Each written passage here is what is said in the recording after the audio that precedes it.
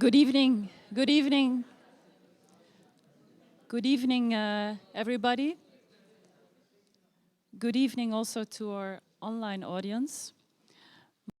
Goedele Nuyttens. I am the coordinator of VB Crosstalks, and it's my sincere pleasure to welcome you to our fourth and last installment of this second series of More Than Human Encounters. The idea for this series started in 2020, when I had a conversation with the Brussels-based artist David Weber-Krebs on making theater with other than human beings, and on the ethical, legal, and institutional questions that this idea raised. Our conversation led to the first series of More Than Human Encounters that took place between November 2020 and March 2021. Speakers such as Zakia Iman Jackson and Manisha Deka taught us that a new definition of being was needed in order to disrupt the human, non-human distinctions that orders Western thought. However, to unlearn these fast habits of thought, to quote Isabel Stingers, 4 evenings were not nearly enough. That's why we decided, together with our partner Kai Theater, to organize a second series that started September last year. For these 4 evenings, our invited guests Alexis Pauline Gumbs, Marisol de la Cadena, Isabel Stingers, Merlin Sheldrake, Antonia Sabari, and Natania Meeker, they have accompanied us in slowing down thought, and they have provoked us to think about different ways of being and different ways of building knowledge.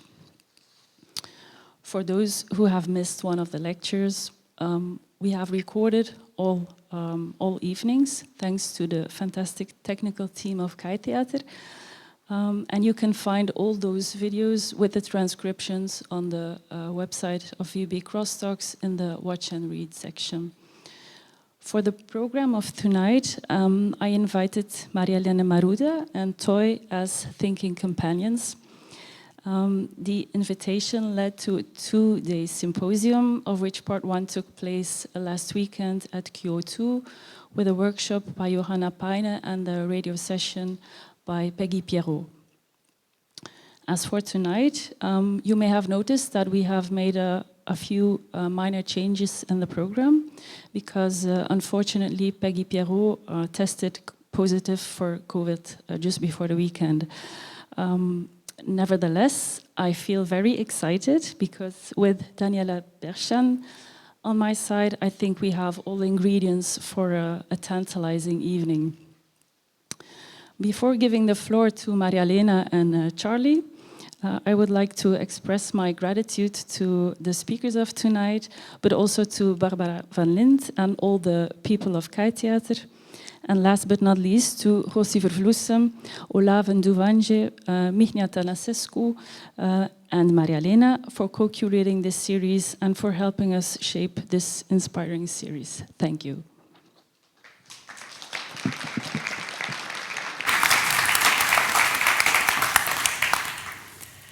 Hello and welcome everyone. Thank you, Goedele, for the introduction and for inviting me to curate this evening on hydrofeminism, which indeed became a 2-day symposium. I'm a performance artist and researcher and initiator of the Oceanographies Institute, which I will introduce in a second together with my colleague Charlie Usher. This symposium focuses on hydrofeminism, and for me hydrofeminism takes intersectional feminism one step further, to include the ocean and the species that live within it, within the feminist struggle. After all, water is the material not only of much of our blue planet, but also of the human body. So if the human body is 60% water, then the researcher and her object, the ocean, are essentially made out of the same material. There are 2 bodies of water encountering and studying each other. So how does this fact move us, and towards what? My question is inspired by Black feminist scholar Catherine McKittrick, who essentially urges us to act within our research work rather than merely describe, therefore refuting academic stasis in the guise of objectivity. So this symposium, therefore, focuses on the ocean as a site of listening, storytelling, and songmaking through the hydrofeminist practices of three very inspiring women, Alexis Pauline Gumbs, Peggy Pierrot, and Johanna Peine. All of them understand the ocean as the dwelling place of human and more than human ancestors, to whom, with their work, they pay their respects. Johanna's work, which some of us experienced on Saturday afternoon in QO2, studies the evolution of life in the ocean. Through her voice workshops, she traces the presence of our watery ancestors, such as the amoeba or the jellyfish, within the human body and vocal apparatus. The ancestors in the context of the black hydrofeminisms that are practiced by Alexis Pauline Gumbs and Peggy Pierrot are also the humans that have lived through the Middle Passage and the centuries of slavery that followed it.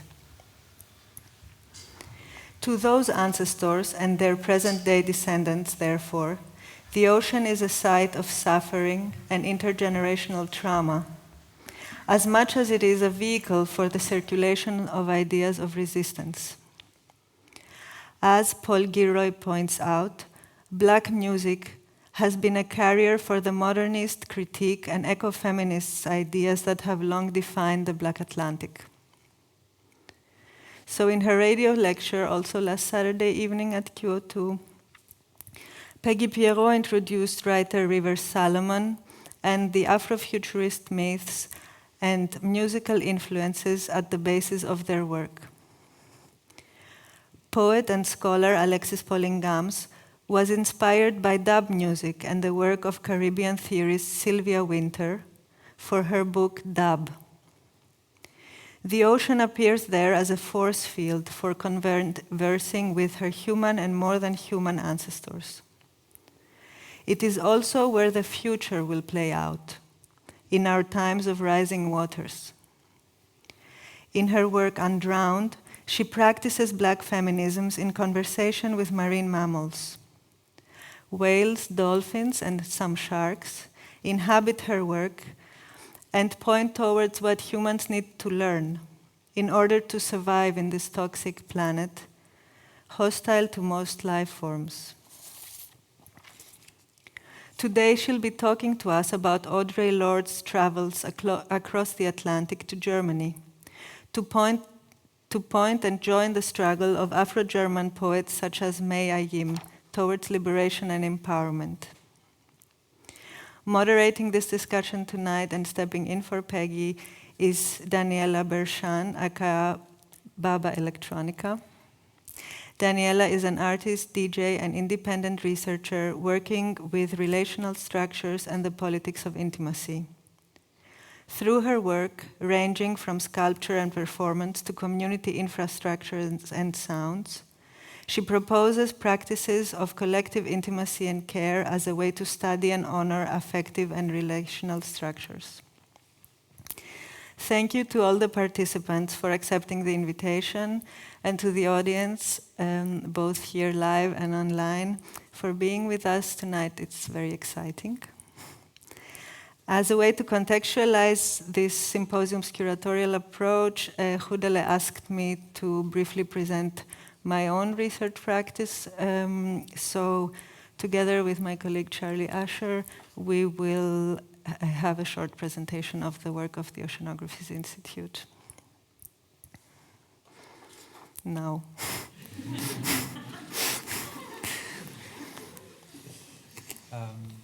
So as Marialena said, I'm Charlie Usher. I'm a composer based here in Brussels. And we're going to summon a large, calm ocean. So on your seats, you should have had a piece of sandpaper.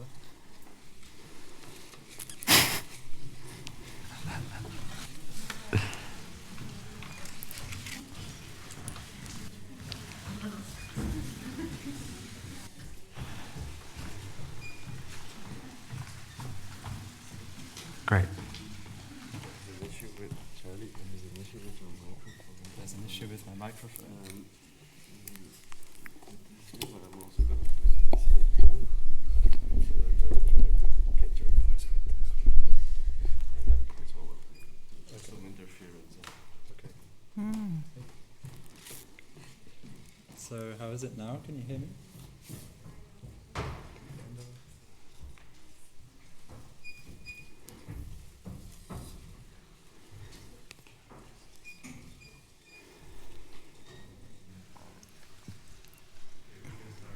Hey, great. So the sandpaper, I guess, let's picture the shape of the sound of a wave. So there's a long, slow build to a peak, and then a long, slow fade. So we can rub the paper on our hands.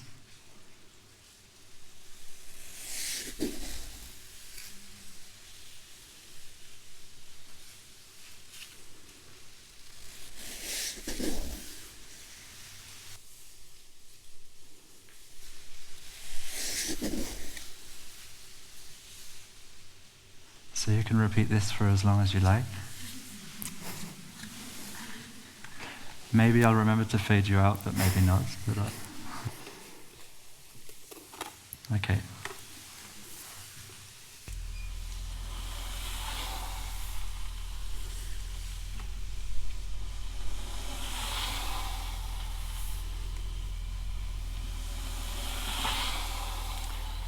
I guess you might need to join in as well, because of the microphone.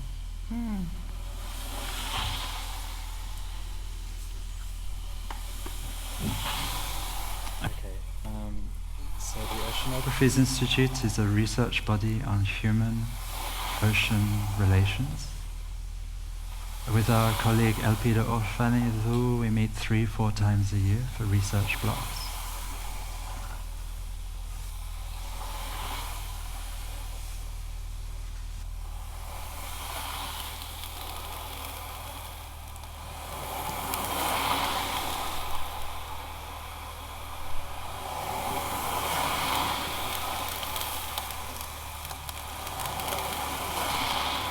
The Oceanographies Institute hosts multiple practices and their practitioners,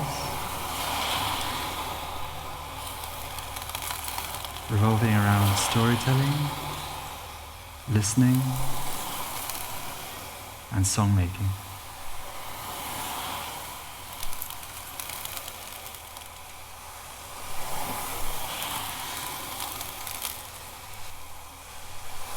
So one of the main practices is the ocean conversations. We go to people's houses and ask them 2 main questions. What's your relationship with the ocean? And is there an element of it which is particularly relevant for you?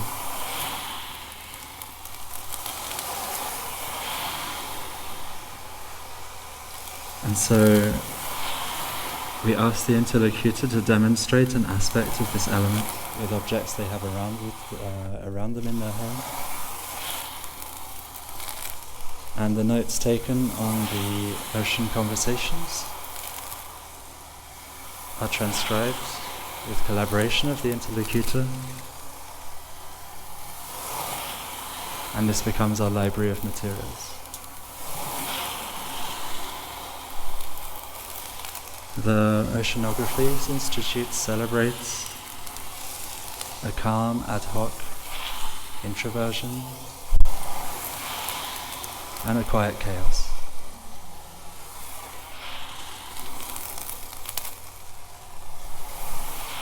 With our polyphonic protocols, we turn these personal stories into poems and songs for multiple voices. And Toy's practice is situated, so we focus on the particular relation to the ocean of the place in which we show our work. So for example, here we had conversations with the speakers, some of the speakers that we will present to you tonight. Because of our movable and in situ practice, we built those benches on which we are sitting now, which our dear friend and colleague Marcus Bergner calls our thought furniture, aka furniture thought.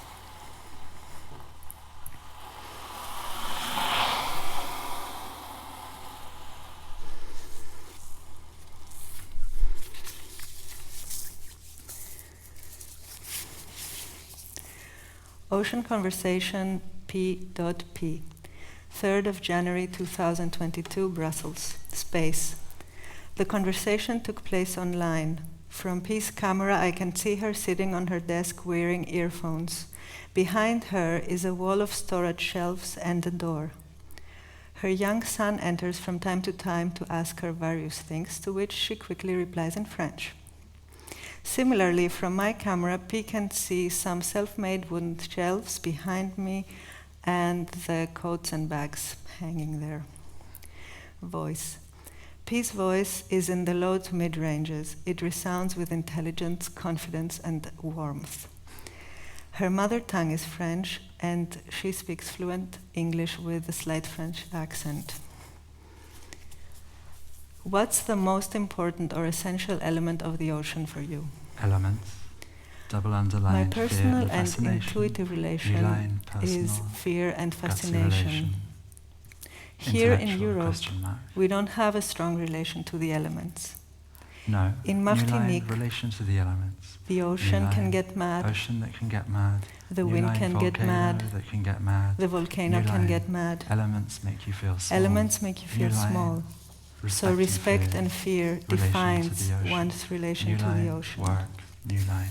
I love New to walk page. on the seashore with my dog. Walk on the seashore with It's a New form Line, of meditation the dog, for me. Meditation. New On an page. intellectual level, Circled, traveling. I would say the most Forced important traveling, element is New traveling. line. Or The things forced circulating, traveling of New African line, populations, through but the Atlantic also Ocean. New line. things circulating across the Atlantic. Goods, What kind of things? people, Goods, circled, music, people, music, ideas, new line, ideas.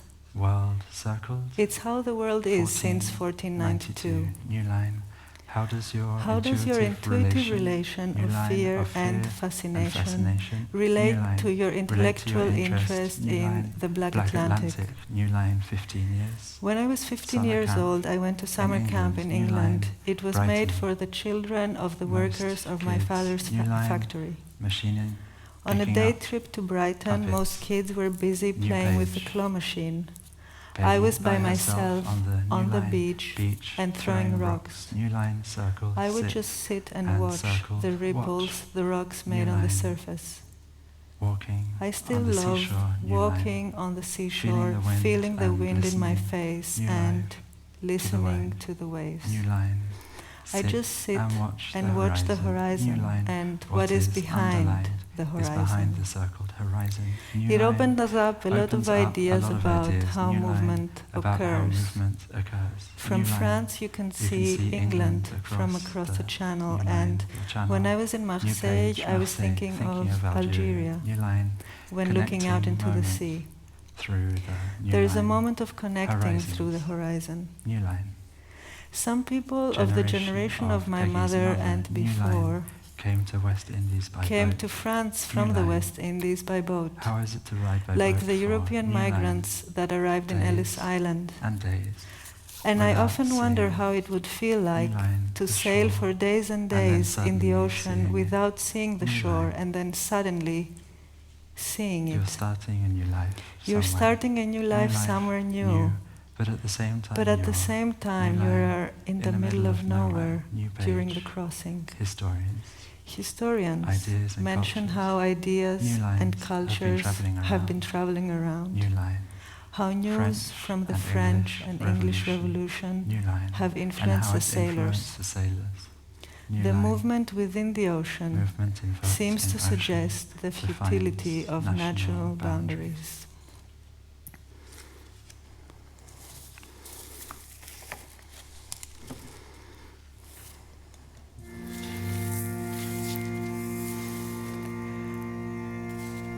Re, do, re, mi, fa,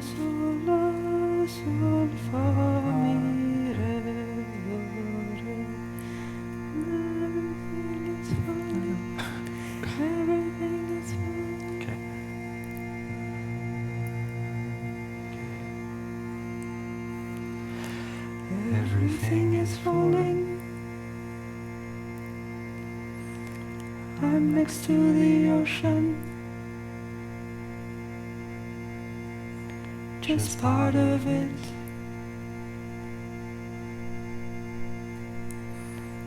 A hollow feeling in the stomach. There's an issue with belonging in there. Desire to be part of it. Start thinking of your back, the space behind you. Focus on where your skin is. The ocean brings about a silencing, a moment of stopping.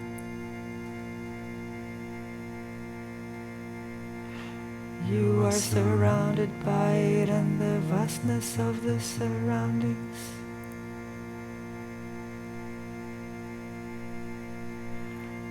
It's too loud.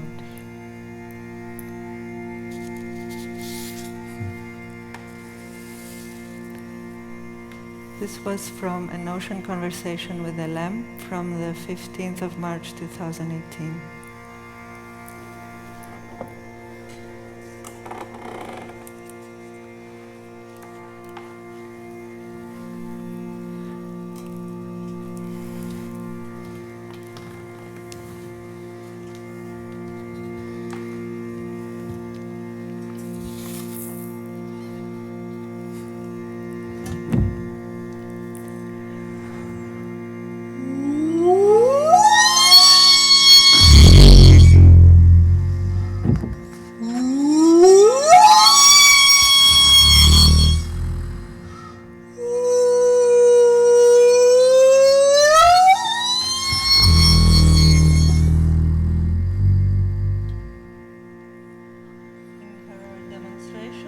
Fear and fascination, Pete mentioned listening to the songs of whales while physically having the sensation of floating on the ocean surface.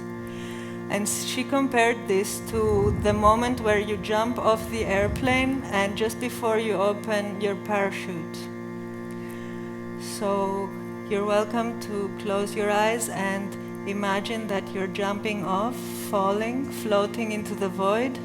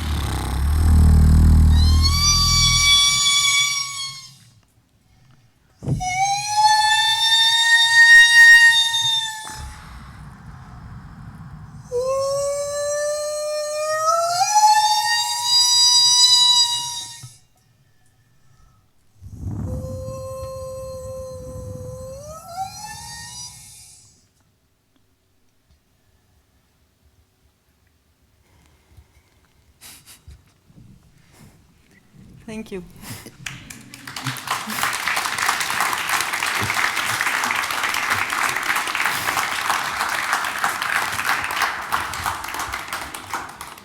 And now, without further ado, Alexis Pauline Gumbs.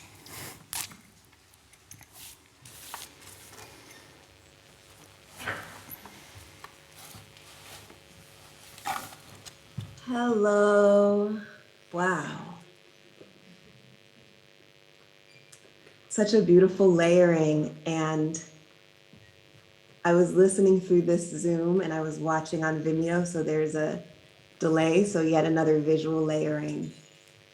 I'm really grateful to be with you. Thank you for welcoming my digital beam of light into this space that you have created. And maybe since we have engaged a free fall, we could do some, we could come to a grounding position. I just put my feet on the ground. I don't know what you may want to do where you are, but I'm going to take 7 deep breaths. So if you want, I'm going to mark my inhale and my exhale. You can breathe along with me. You can also breathe at your own pace. Here I go. Inhaling and exhaling. And inhaling. And exhaling.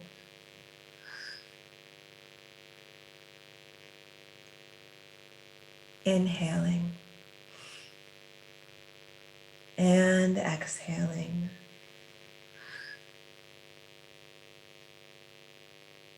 Inhaling.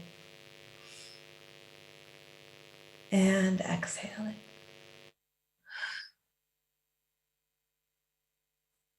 Inhaling. And exhaling. Inhaling. And exhaling. One more time, inhaling. This time out the top of your head, exhaling.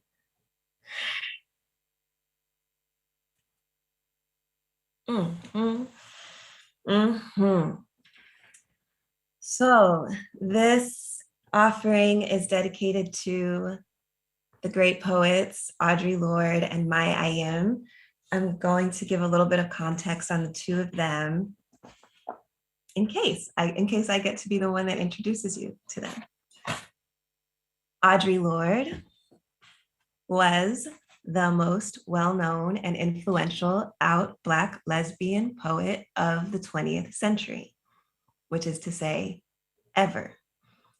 Born in Harlem, the daughter of a Barbadian father and a mother from Carriacou who had migrated from Grenada together in the 1920s, she became one of the most important poetic voices and activist presences in the feminist movement, the Black feminist movement in particular, the gay and lesbian movement, and the intellectual movement to create Black studies.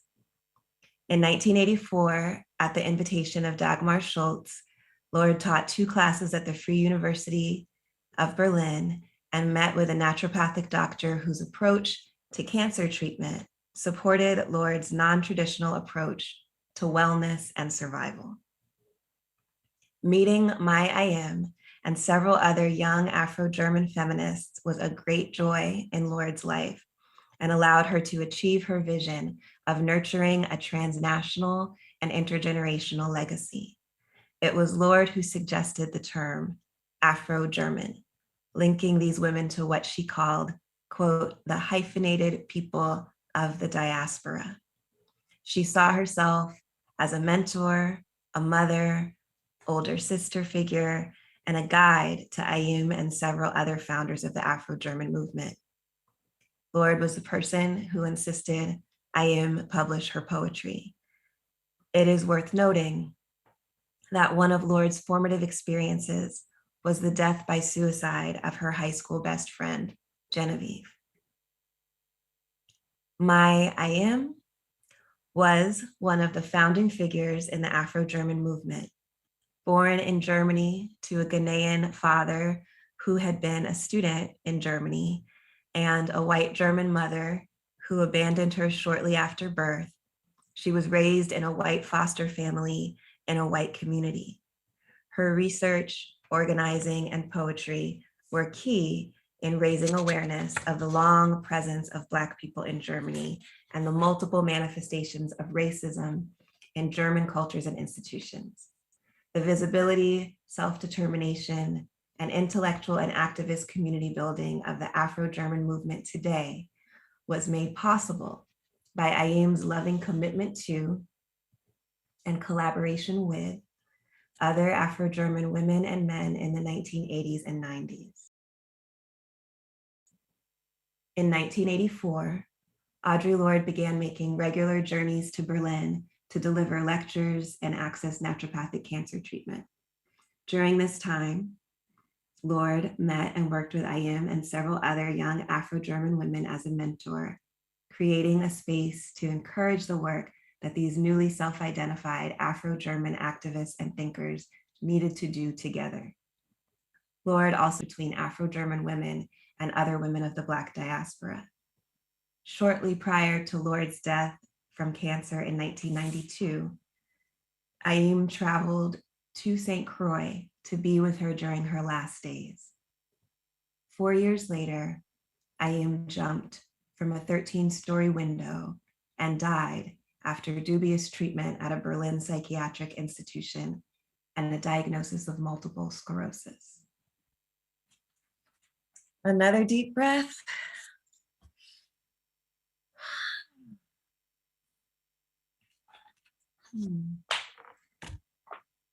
What do I know about gray whales? I know that they are the mammals that migrate the farthest. No one travels further from home. Gray whales redefine home by their leaving, by their distance, by their reach. 19,000 kilometers, 1.5 times the diameter of Earth. Gray whales would teach us, if we were listening, that the whole planet is home. Home is not a small thing, not a separate thing.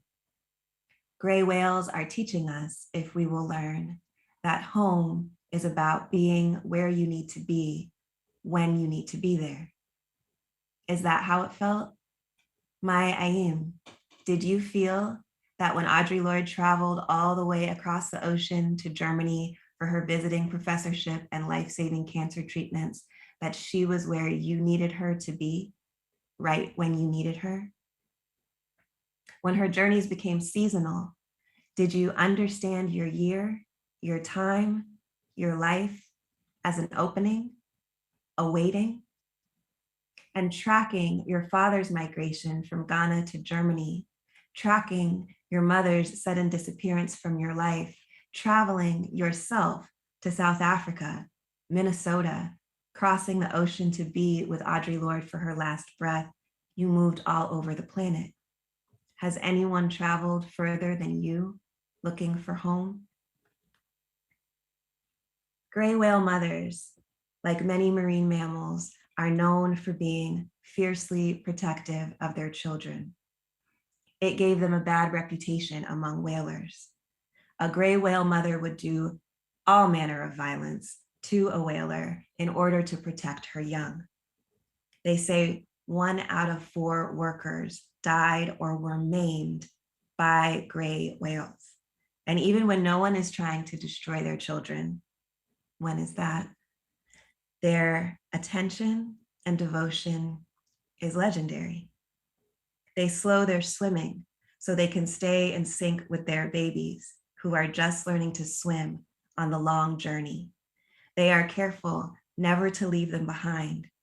And even at that slow rate, they travel 100 miles a day, further than the distance between the surface of Earth and suborbital space.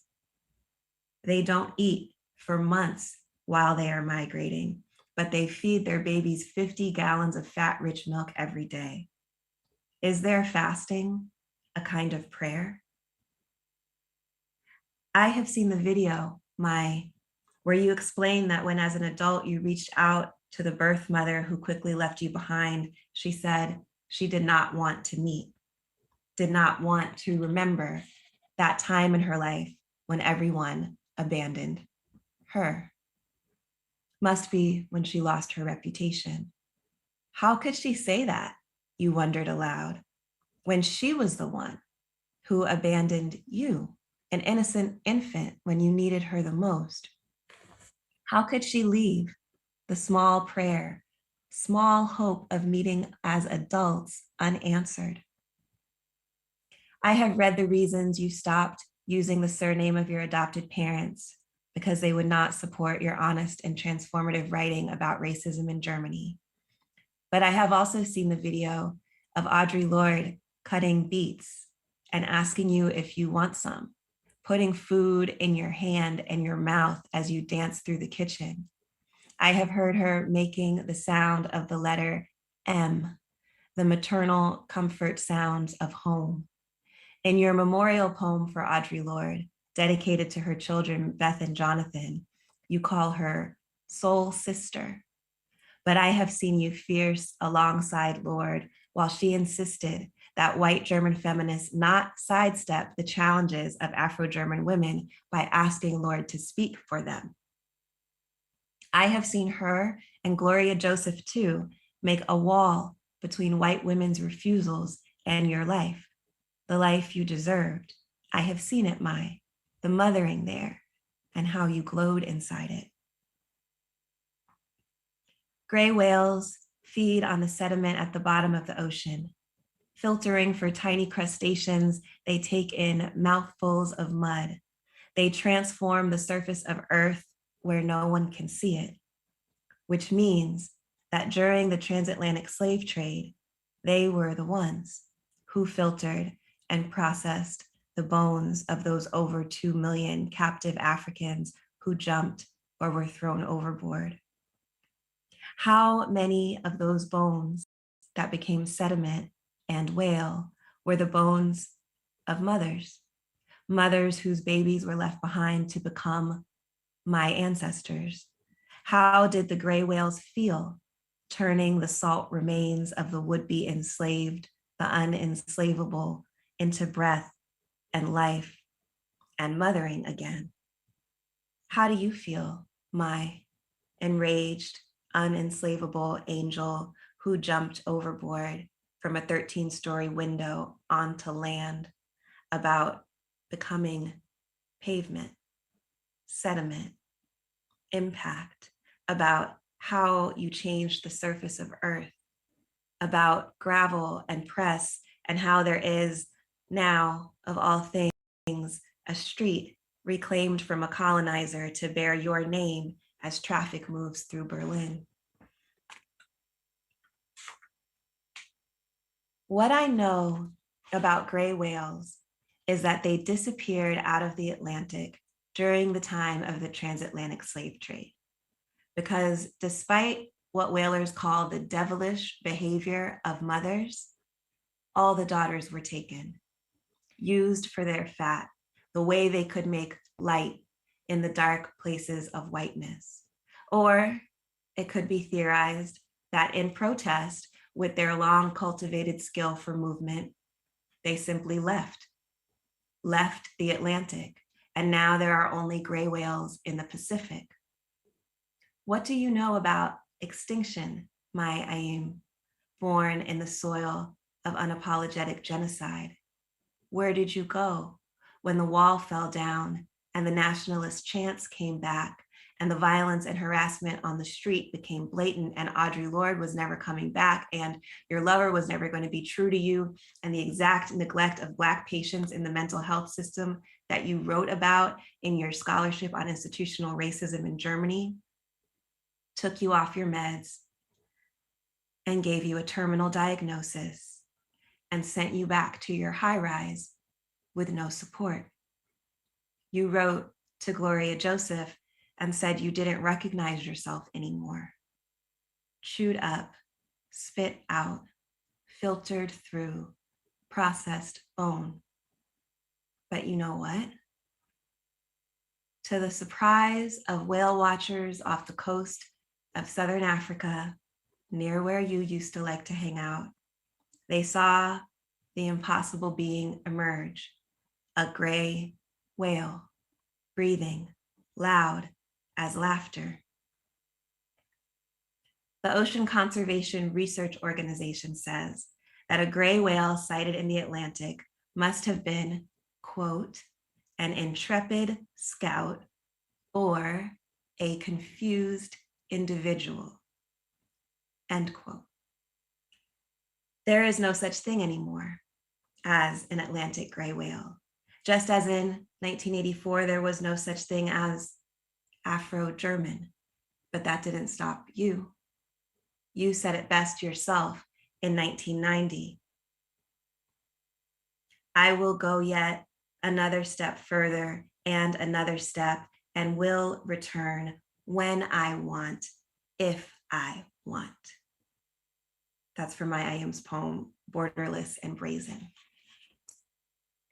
Gray. What is gray?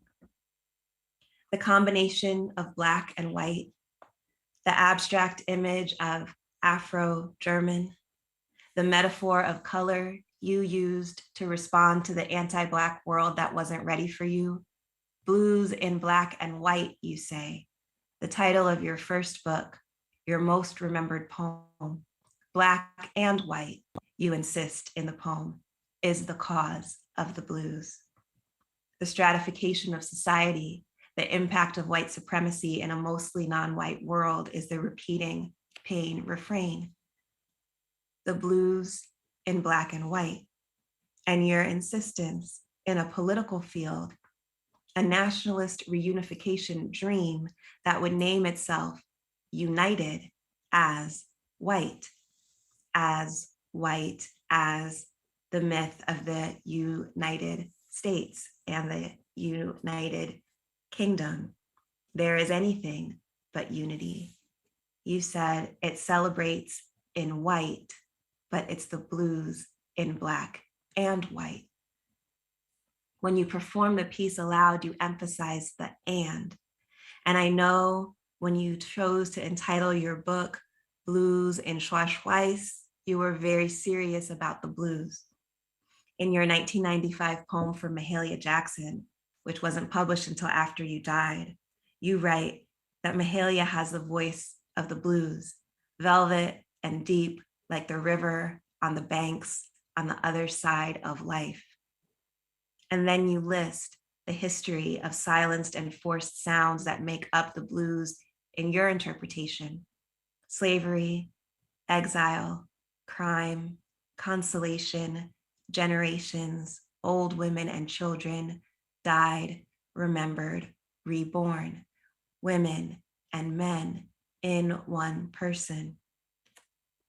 Mahalia's voice, you are right. It holds all that. It is what you say it is, undying.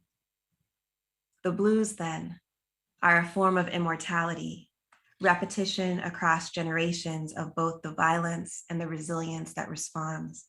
Or would you say the violence that responds to the resilience of Black life? The blues, in their Blackness, are a form of space travel. You say Mahalia's voice rises to the heavens, swims to the bank of death, sounds in my ear. So you too would be part of that immortality, remembered, reborn, an echo of history, the future, where you call Mahalia's voice blues in flesh and blood. Your blues would be written down in black and white, in print, so the poems could outlive you, so you could keep your promise to Audre Lorde, who insisted you should write and publish your poetry. Your blues, of course, were influenced by the conditions of your existence, the brief relationship between a Black Ghanaian student and a white German woman, the ongoing experience of being a Black person in a white context, a white foster family, a country that insisted on seeing itself as white, but also your own in-betweenness in Ghana, your resemblance to so many people in South Africa and the Caribbean and the United States, the involuntary intimacy of Black and white, the shunned choices of Black and white, the insistent and, the legacy of contradiction, the burden of exceeding any story about purity, the stigma of dirtiness and sully, the gray. What is gray? The not black, the not white, or the pallor of the dreary sky, the bland insistence of white supremacy, the soot on stone, the dinginess of Europe, the heaviness of the unwelcome air. In your last book of poems, Natgesang, Gray describes the dreary immigrant housing. Gray inside, the outside also gray. And the quote, ashes and smoke, charred bones and skin that remain after racist nationalists burn yet another immigrant home to the ground. It is not a coincidence that the ashes and smoke, charred bones and skin are kindred with the concentration camp remains. My Ayim felt that the genocidal impulse in Germany was returning, and the burning of immigrant homes that she details in her poem, The Accommodation, is detailed in gray, the gray of smoke where once were lives, there remains, kindred, if not by biology, then through shared expendability to the labored remains that gray whales found and filtered. Prayer. In her poem, Berlin is hard on colored girls, Audre Lorde is not talking about you. She had not met you yet. Meeting you and your sister comrades, being a mentor for the Afro-German movement you created would change her whole experience of Berlin. Through you, Berlin became bright with possibility, a place of intergenerational engagement and legacy, a hub for the dream of a transnational Black sisterhood, a source of love. But when she first wrote the poem, for her, Berlin was gray. The imagery she used in the first stanza is of granite and stone and gray whales. But the prayer of the poem outlives her. And it is finally about you, about how Berlin, once a refuge, a cosmopolitan alternative to the almost all-white village where you grew up, became too hard, much too hard, until you became one with granite, with stone. What is the prayer of gray whales? A prayer big enough to travel across the whole planet. A prayer that holds within itself extinction and mothering, loss and return. Literally, gray whales most often make the sound of conga drums, like Corazon playing drums for Audre Lorde at so many of the Berlin events where you danced with her, and bringing those same congas to play at her funeral. Like the drums they would play behind you as you performed your poems in South Africa, celebrating the deep cross-ocean resonance between your poetry and the dub poetry of Jamaica. Different and in tune with the drums your grandfather's village played, welcoming you home. Your grandfather would tell you, don't think about Germany, think about me instead, and bring back a little of the light the whites carried away from Africa. They call it the conga sound, the most common sound of gray whales calling each other. And it really does sound like the oceanic nuanced hands of a skilled and articulate drummer. I don't know if Audre Lorde had heard recordings of gray whale speech. The poems, the rhythmic sound that mostly mothers made to lead and nurture generations. She refers to the dissonance of, quote, a strange woman who is, quote, speaking my tongue in a different tempo.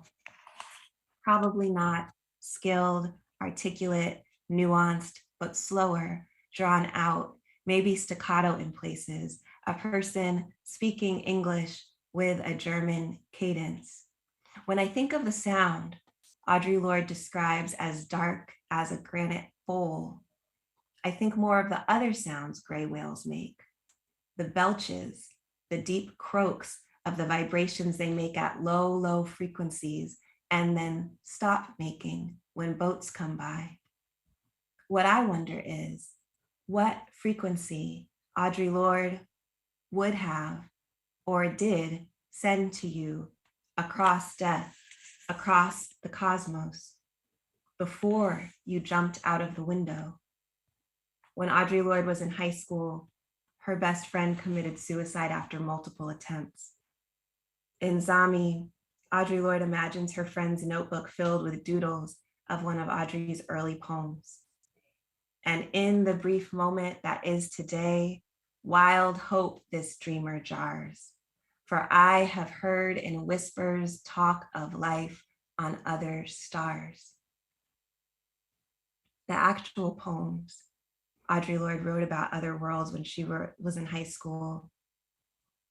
She revised it a little, but the energy is still there. What would she have said to you if she was still alive and knew you wanted to die? I cannot know, and yet I too can pray underwater and long distance. So this is my offering, an echo, a call to sound in your ear, a distillation of your mentor mother's poem on Berlin and color, that you may hear it. Dear Mai, with love, Audre. I'll stop there for now. Thank you.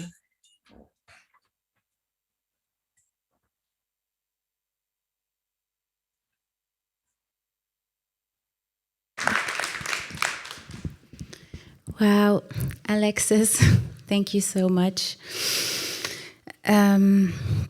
That was really touching and moving and beautiful and deep and resonance.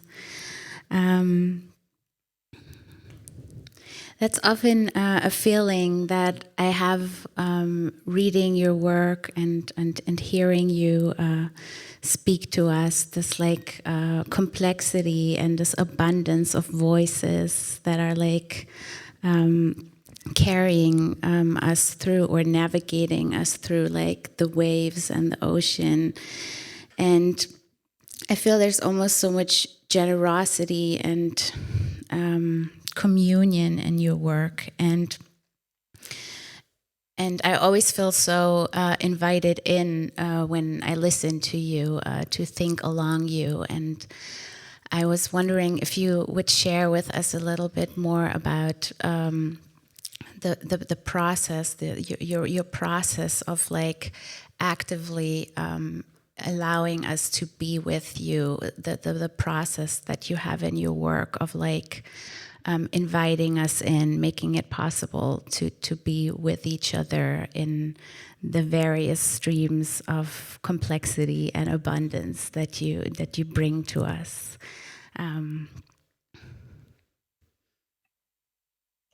Thank you for that. Thank you for that. I'm glad you feel that way because I do want to invite you in. I think that for me, that is the point. My writing practice is motivated by a desire to be with. And often, I mean, like with this particular piece, it's a very strong desire to be with people who I won't be with physically, but there must be some other way to be with them ancestrally or in an interspecies way. I just believe in my desire for that. And so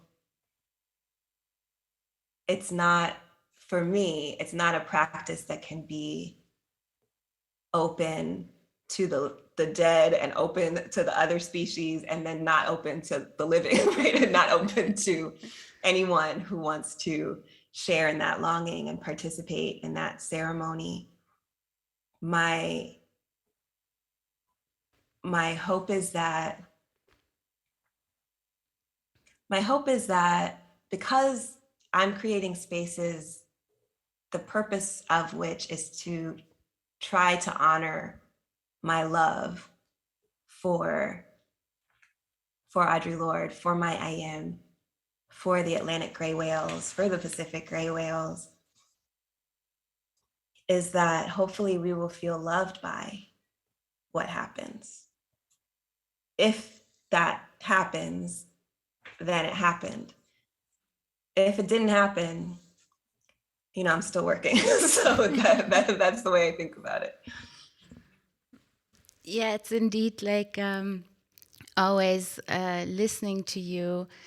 There's always a sense of being already part of the same conversation and having this feeling that you are already always in part, like already part of so many conversations of the ancestors, the human ones, the non-human ones. And this kind of radical feeling of already being there, that everything is already there. That's how I often also understand this like notion of being with in your work. And I mean, that's a very personal thing to ask, I guess, but would you be willing to share like some anecdotes or how you already noticed, when was this moment where you noticed, oh, I am already part of this conversation with Audrey, or I am already part of this conversations with the whales and the dolphins? I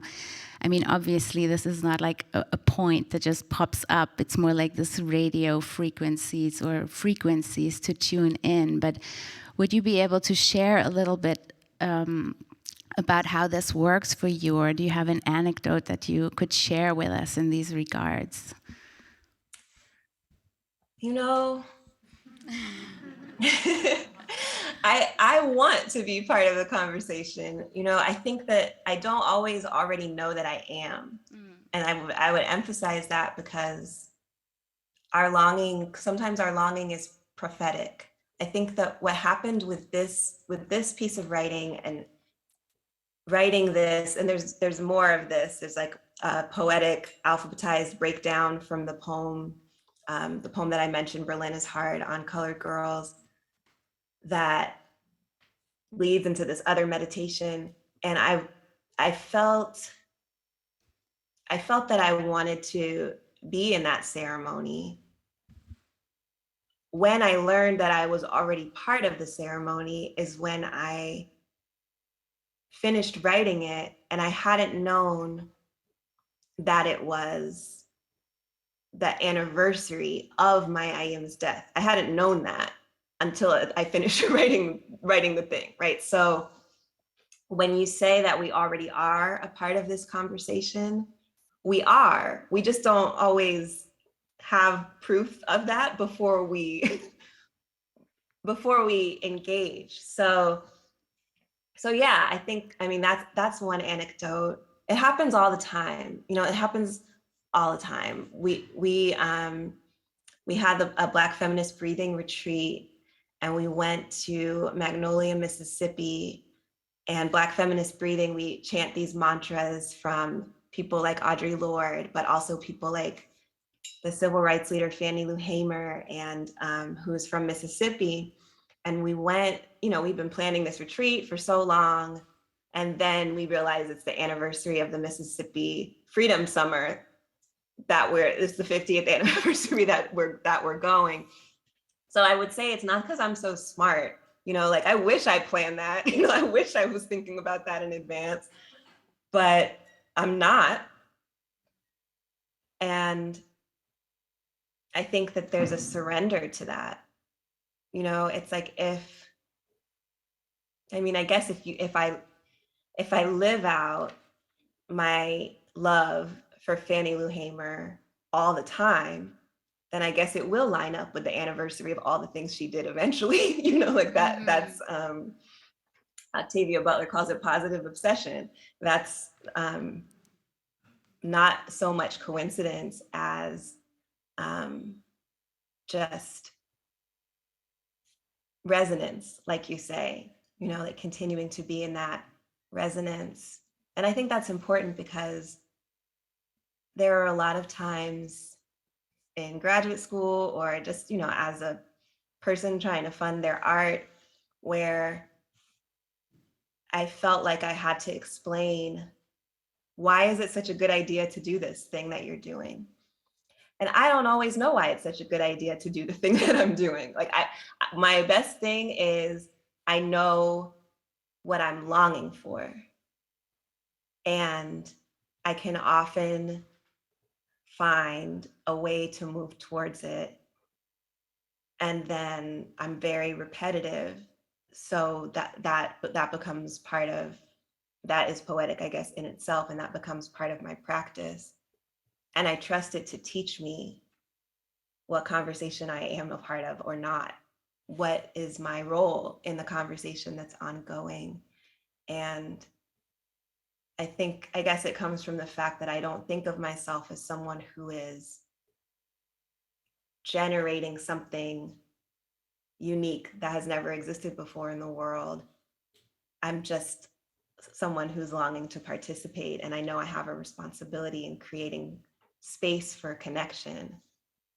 And the connections that I know I want the most are just the connections that I can't stop thinking about and wake up thinking about. And so I live inside them. And it is abundant, right? Because I'll never run out of curiosity. I'll never stop being curious about the Atlantic gray whales. Like I'm not going to run out of wonder around it. So even though there's a horror and a pain associated with extinction, an extinction level disappearance of entire species from the Atlantic Ocean, there's also an abundance and infinity to the reaching that can happen and that still happens and that will happen. Thank you. Another thing that fascinates me about your work is also your emphasis on practice and what practice means. And for myself, I very often think of practice as this kind of like training of the relational muscle we have to each other, to the human and more than human kin. But I'm wondering, because you often have this notion of practice, like practice as a like way of being accountable, or practice as a way of spreading love, or practice as a way of repeating things, revisiting things. And in that regards, I'm very curious about the notion of like, ritual and mantra and repetition and the revisiting in your practice. And someone that has inspired me a lot also is Frédéric Apfel-Marglin, and she writes about ritual like as a form of gaining weight through repetition. And and I would love for you to speak a little bit more about that, and maybe also if you are willing to share with us some of the kind of daily rituals that you practice in order to, keep that conversation alive and train your relational muscles. Thank you for that. I think, I'm thinking of the last thing that Audre Lorde said in her class that she taught at Free University in Berlin, was the struggle is the ritual. Those were her final words to her students. And the class was a struggle. And you can read the transcripts in a recently published book called The Dream of Europe that I'm so grateful for its existence. So that came into my mind. For me, maybe it is because maybe it's just my learning style, that I'm so repetitious. Maybe it is because my parents are like that. My parents have things that they do every day. My mom reads an inspirational quote every day as part of her day. And when my father was living in the Caribbean, he would take a picture of the sunrise and the sunset every day. You know, like I saw that. And not to say that all of those everyday practices last your whole life, but just that the repetition of them allows something to really happen there. You know, this is a gruesome example, but I have an elder who says, you know, if I rub my forehead here constantly, like you will have an impact, right? You will have a physical impact on that area. It's not really the way she says it. It's a little bit more dramatic the way that she says it, but I think you get the point, which is that in some sense, my repetition of these practices might be just a measure of how much I want to be changed by it.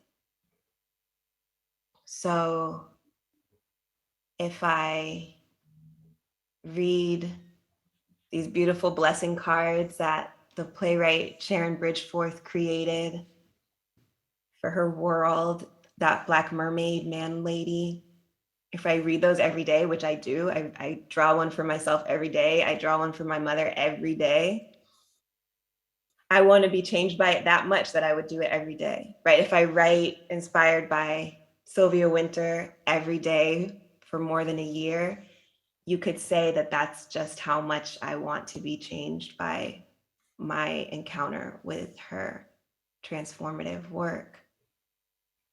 And I don't know if it's true for everyone. You know, like I call and say goodnight to my nieces every day. Those things that I do, it's an act of love to say, this is something that is going to change and shape and define who I am ultimately. And so, as you say, it is relational. It's practice because it's not perfect. It's practice because it is valuable for its own sake, not for what it may produce. It's practice because I don't know what it will produce. And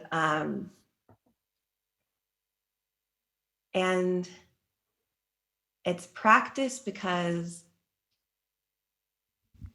it's an accessible action. And I think about that too, you know, like there's some people who can run the length of a marathon every day. That is not an accessible action for me, right? But to look myself in the eye, in the mirror, I don't know if you hear an airplane, I hear an airplane going by, but to look myself in the eye, in the mirror for the length of one song, that's an accessible action for me. And that's one of my daily practices. Yeah. And I guess the other thing is that sometimes there's an artifact of the practice, like Dub is an artifact of that practice with Sylvia Wynter's work, or Undrowned is an artifact of a daily practice of engaging with marine mammals. But I don't know if there'll ever be an artifact of my mirror listen to a song. I mean, I write down what song it was. I write down, you know, I have my meditation journal, but I don't think I'm going to publish that, you know, so, and I don't know, you know, I don't know what its fate will be. And I don't think anyone could read my handwriting. So, you know, all of those things, but you're right. Practice, ritual, ceremony. For me, I do understand them interchangeably. And I do understand them all to be sacred, even if the practice is, you know, just making my tea in the morning, because as my mentor, Jackie Alexander, says, spirit answers an aesthetic. So what I create through my practices, or what any of us create through our practices, is the space that spirit the invisible, the unnameable, the infinite, whatever it is going to come through. That's our partnership with whatever it is that we can't control or define. And that's why it's sacred. Thank you so much for that. I would like to open up the floor for questions here because you can't see us, but there's 100 lovely people here in the space. And so I'm wondering if there's any questions from the participants here. Don't be shy. Okay, let me tell you another Audre Lorde anecdote. I'm writing a biography of Audre Lorde. I'm writing a new biography of Audre Lorde. I don't know if anybody knows that, but now you know. And thus my positive obsession continues. But her first, so this Berlin aspect that I read from today, her first time reading her poetry in Berlin, she was so angry because afterwards everybody was completely quiet and nobody asked any questions in the Q&A. And, you know, I don't think you're experiencing this right now, but I can imagine if I heard Audre Lorde read her poetry, I might need a moment, you know, I might be just like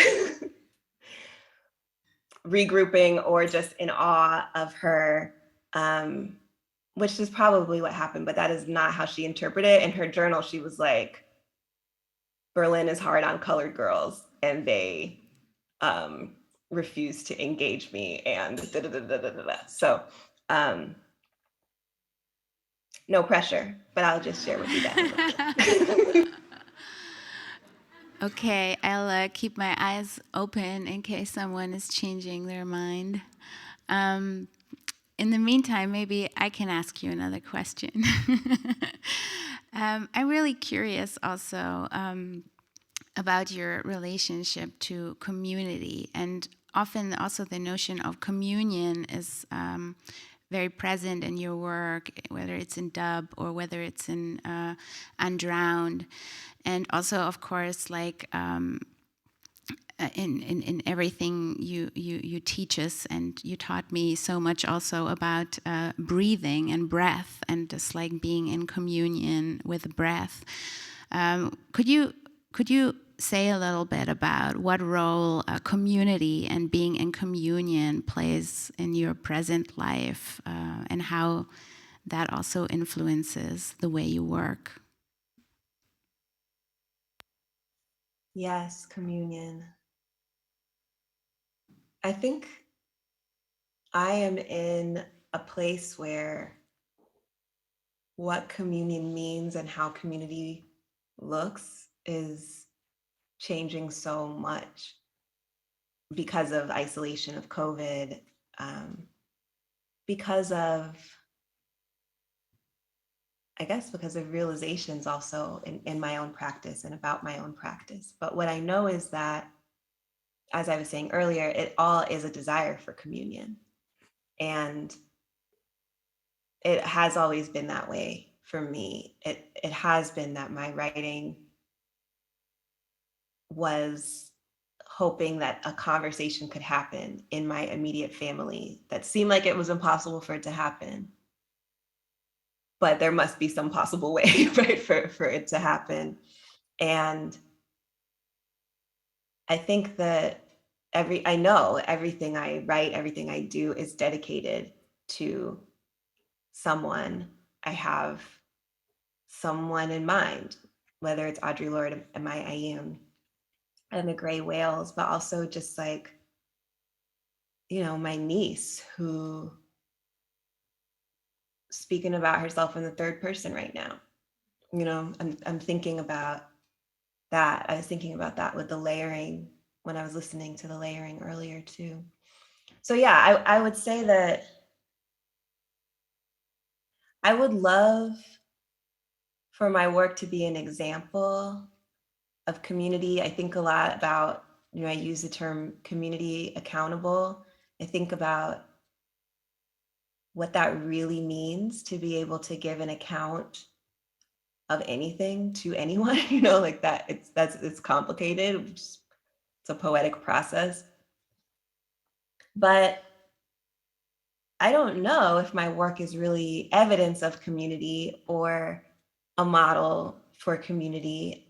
All I know is it comes out of a desire for communion, all of it, 100%.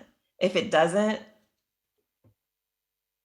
I don't know. I don't think you'll ever see it, you know, because it's not, that's not, communion is the function of presence, practice, and everything that I do, ideally, but certainly everything that I share. And I think that that's part of why Audre Lorde is such an important guide for me, because she had such a desire for communion and community. That's why she was so angry that nobody engaged her after that talk, you know, because that's just how much she wanted to be in community. And she didn't always realize that her form of communing wasn't everybody else's form of communing. And she did take things personally sometimes that were not insults and were not really personal to her. But it's incredible to think about the miracles of community that she made possible with her life, which I don't think would have happened if she wasn't so all the time aware of her craving for that communion. So it helps me to be compassionate with myself, because I'm also always in that craving and desire. Mm-hmm. Thank you. Yes, we have a question here. Yes, hello Alexis. I am keeping an eye on the Q&A and the chat of the Vimeo, and someone is asking whether, when writing Undrowned, if there was a marine mammal you were most in love with and why. How dare you? No, I mean, definitely not. But I will say that when I think about it, I just love all of them because they've all changed me. And, but I will say that there's something about the seals, all the different species of seals that I write about.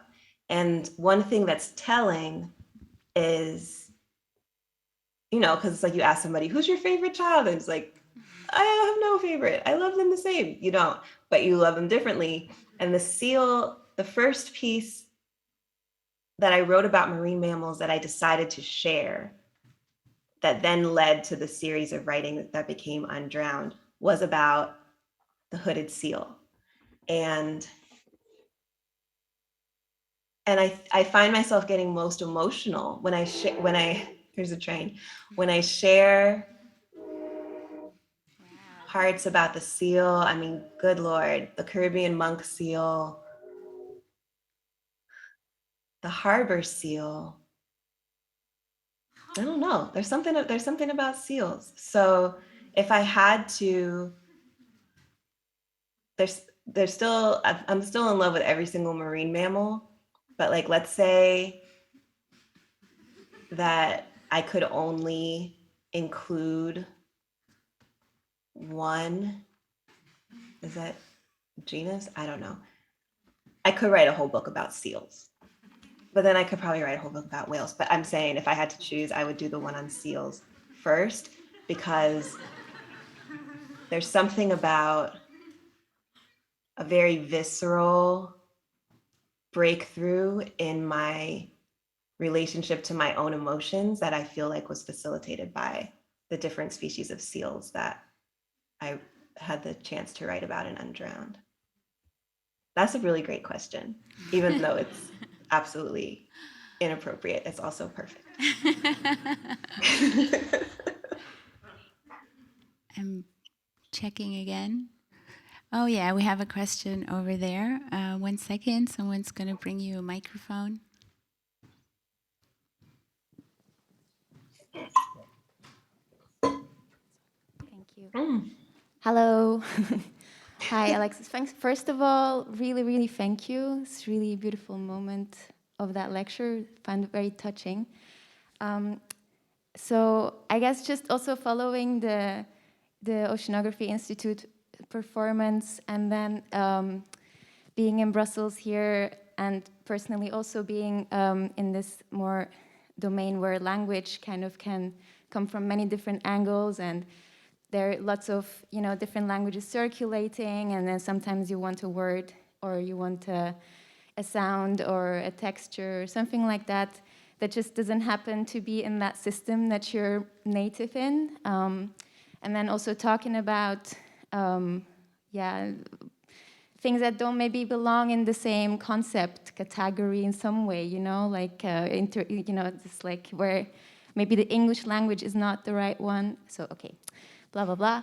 Question: have you ever wanted to just like break the letters in front of you, and what do you do when you don't have the words to talk about or say or describe what you want or what you feel? Yeah, I love that question.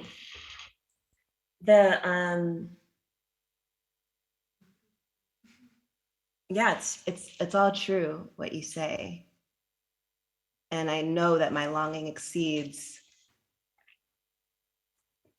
any language. I am obsessively practicing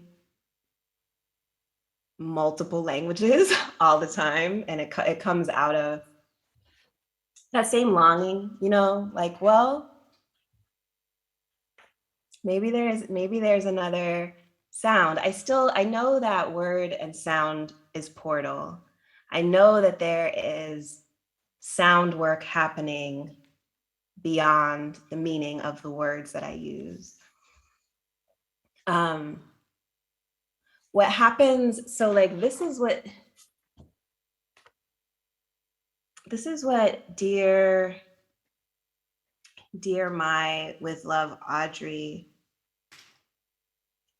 sounds like if I use the letters of Berlin is Hard on Colored Girls to the words that appear in the letter they appear to spell DearMaywitlovaudre.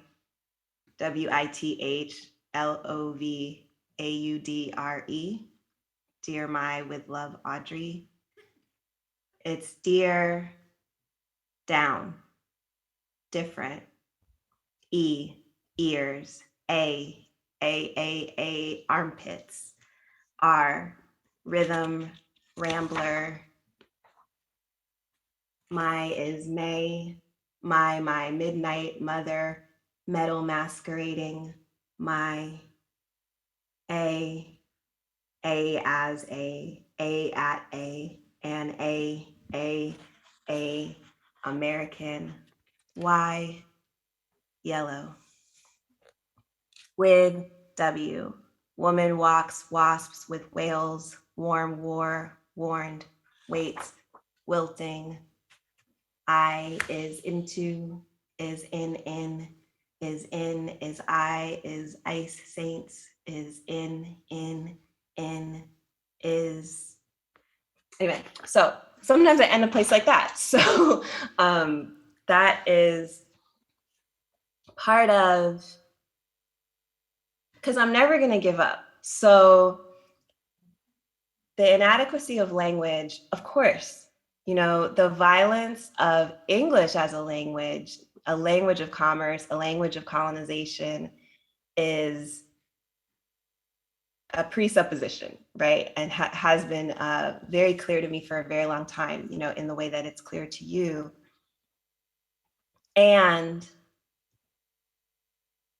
I will use everything I have to make the sound that opens the space for the connection I need. I will. So if it's the poem and if it's reassembling the words alphabetically, which is another process of repetition because then I have to read the poem 26 times in order to do this thing with the letters. I am just going to do that. And so it kind of replaces the very justified and real energy of my critique and frustration with what I do have, which is a context of racist capitalism that's homophobic, that, you know, like, it's what I do have, the systems that I do have shaping my life, into a practice where everything is still a portal to the love that was there before and is there and will still be there and will always be there. Everything is a portal to that because I say everything is a portal to that, because I use everything as a portal to that. So every day is a portal to that. Zoom, for goodness sake, you know, is a portal for that. If we decide. And so often I think that my use of language is an invitation for us to collectively decide to use it differently, to follow our rejection into what we want, which is a transformed encounter with each other, which is an encounter with that which can never be spelled, it can never be spoken, it can never be said, but it does be, it has been, it will be. Thank you. We have another question from the online space. Yes, Nora is asking how meditating with marine mammals changed your life and how could it transform our worlds? Oh, wow. Those are big questions. Meditating with marine mammals changed my life. You know, like I said before, I so wanted to be changed by them because I understood myself to be in a saltwater context. I understood myself to be drowning in a particular way in grief. And what meditating with marine mammals gave me, it gave me a different relationship to my breathing. It gave me an expanded relationship to the intentionality of breathing. It gave me a way to honor the expansiveness of my emotions and how they're so much bigger than my physical form. It changed my life because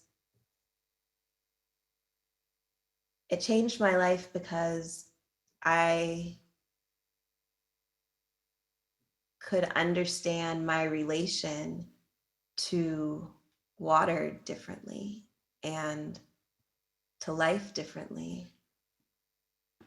What it could do for our world if we understood our relation to life, period, would, I mean, I think that, you know, it's not as simple as, wouldn't it be great if we would treat the Hawaiian monk seal with the dignity and respect that we would treat another human being, because we don't treat each other with dignity and respect. So it's not to say that,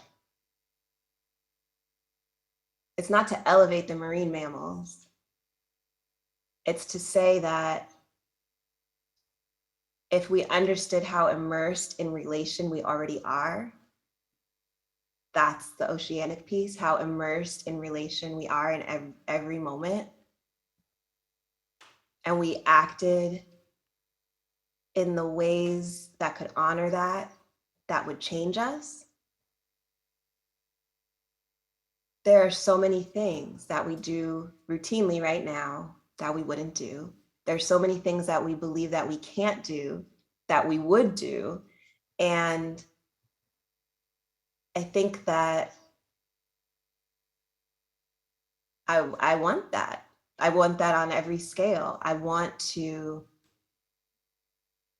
and this is why I have all these practices, you know, like I want the actions of my day to honor that.